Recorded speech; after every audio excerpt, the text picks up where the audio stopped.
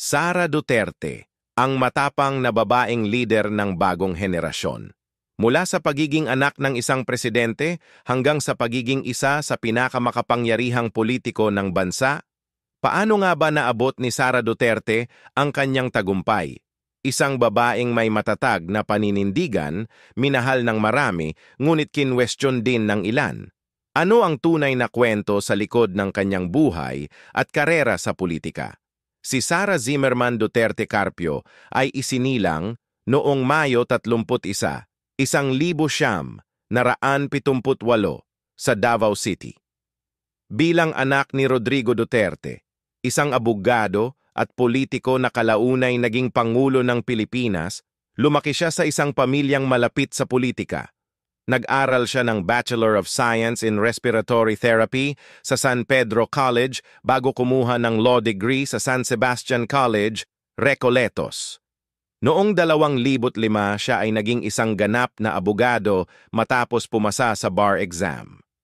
Hindi inaasahan ni Sara na papasukin niya ang mundo ng politika, ngunit noong 2007 siya ay tumakbo at nanalo bilang vice-alkalde ng Davao City, sa ilalim ng panunungkulan ng kanyang ama bilang alkalde.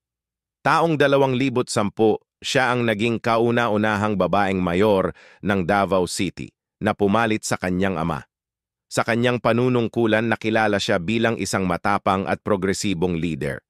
Isa sa pinakakontrobersyal na pangyayari sa kanyang termino ay ang insidente noong 2011 kung saan sinuntok niya ang isang sheriff matapos hindi ito sumunod sa kanyang utos na ipagpaliban ang demolisyon ng mga informal settlers.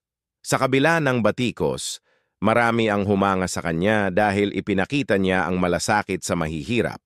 Matapos ang kanyang unang termino bilang mayor, muli siyang bumalik sa politika noong 2016 at nanalo ulit bilang alkalde ng Davao City. Sa ilalim ng kanyang pamumuno, naging mas progresibo ang lungsod, nakilala sa disiplina, kaayusan, at mabilis na aksyon sa kriminalidad.